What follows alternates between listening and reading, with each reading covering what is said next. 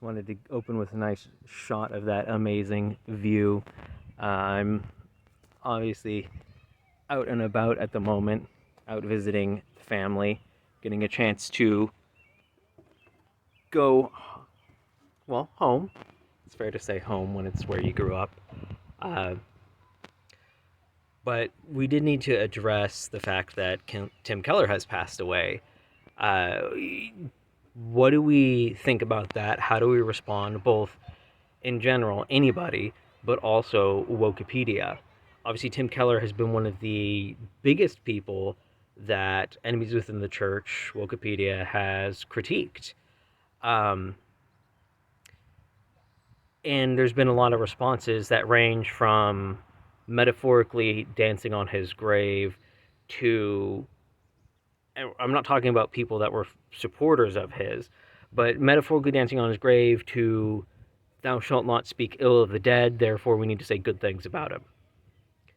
And there are a lot of people that, again, might not have agreed with him, and they're very sensitive to go, oh, well, he did these good things, but he also did these things I don't agree with. But what we need to focus on right now is the good.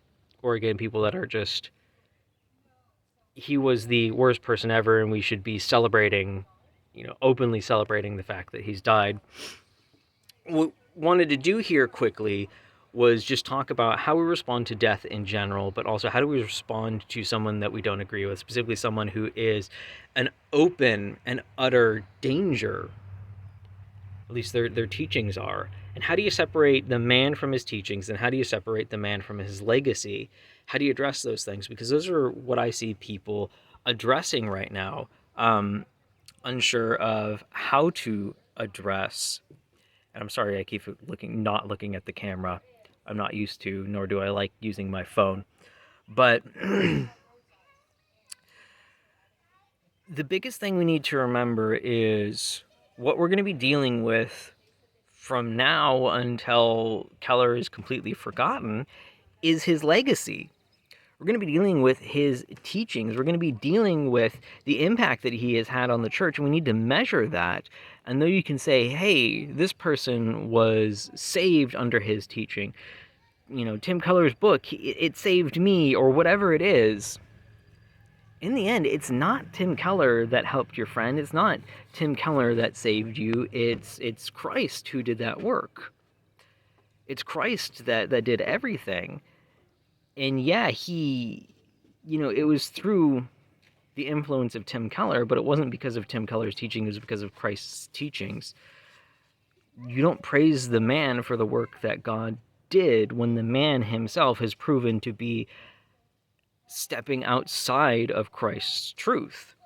Christ used Tim Keller despite he used him despite his error, not through his error. Again, I would never doubt that there have been people that have been saved under the worst heretics in this country, but it's not because of the teachings of that heretic.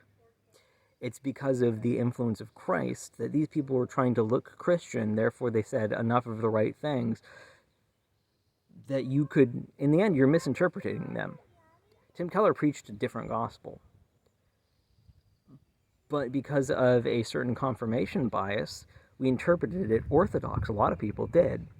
And a lot of people that didn't know the gospel beforehand were able to get God was gracious enough that they were able to get the truth. But there's a lot of people that didn't. There's a lot of people that would follow Keller that weren't saved and were led into a false view of the gospel. Were led into this social justice, this social gospel, this woke idea. And we can't compromise that. Now, is it good? Do we celebrate? And I mean celebrate, like party style celebrate the fact that Tim Keller has passed away? No. There's a lot of different interpretations on why Jesus wept. Shortest verse in the Bible, he wept. There's a lot of different interpretations on why he wept. Why would he weep at the death of Lazarus when he knows he's going to raise him? My personal view, at least in part of why he wept, and I think if you're being honest, you have to admit that there's at least part of this is he's weeping over death. It's not God's plan. It's not Christ's plan. He is God for death to exist. Death is something that is evil. It is wrong. It's not the way that things are meant to be. It is worth mourning. So we should indeed mourn death. We should indeed be... kids are playing in the background. It is worth being upset by death. It's worth looking at Tim Keller and go, this is sad. This is sad that someone has died. And we need to be honest about it. And another question that a lot of people have is, what do we think? What do we think about Tim Keller? Because he acted like a Christian in a lot of ways. He claimed to be a Christian. He sometimes said the right things. So what do we think about that? What do we say? Well, even if we take Tim Keller at his word, we can go, it's good that God took him away, because he was leading the church into error. He was teaching heresy.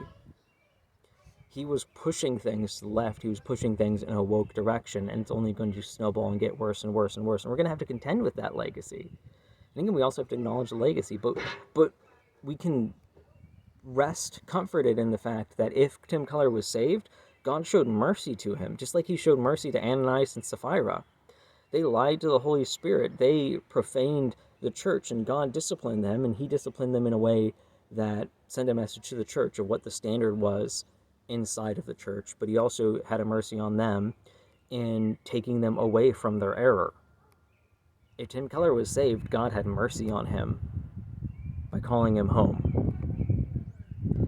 Now, we can't say, was he saved, was he not saved? That's Christ's judgment. Christ knows that for certain. But again, he was a man that was far outside of orthodoxy. And if he wasn't saved, then, again, we can celebrate the fact that God took a dangerous false teacher away from his church.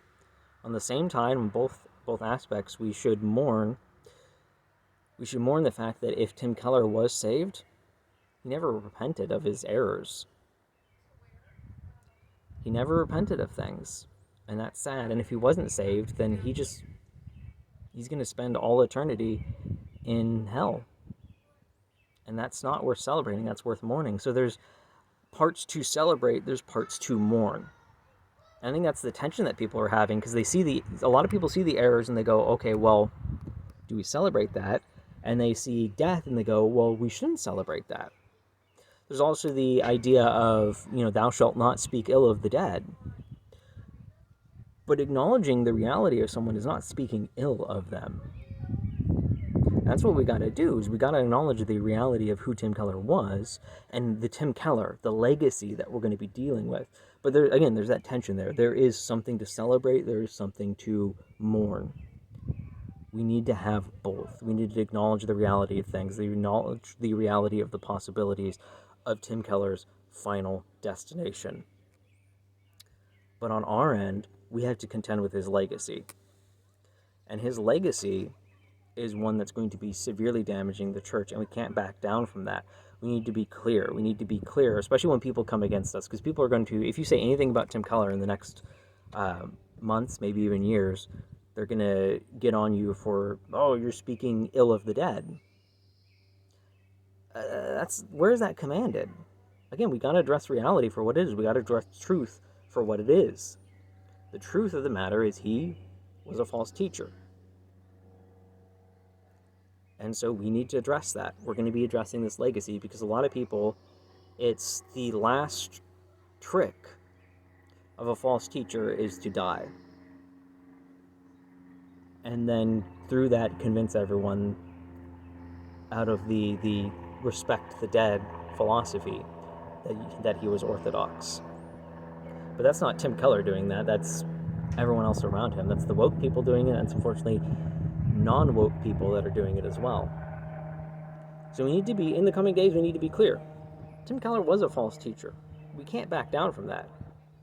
This is an opportunity to have a conversation about things, but this is also an opportunity to acknowledge the fact that death is a tragedy.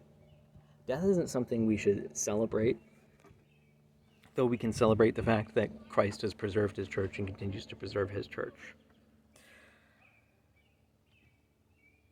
But we got to be honest about reality. The reality is Tim Keller was one of the most dangerous men in the church.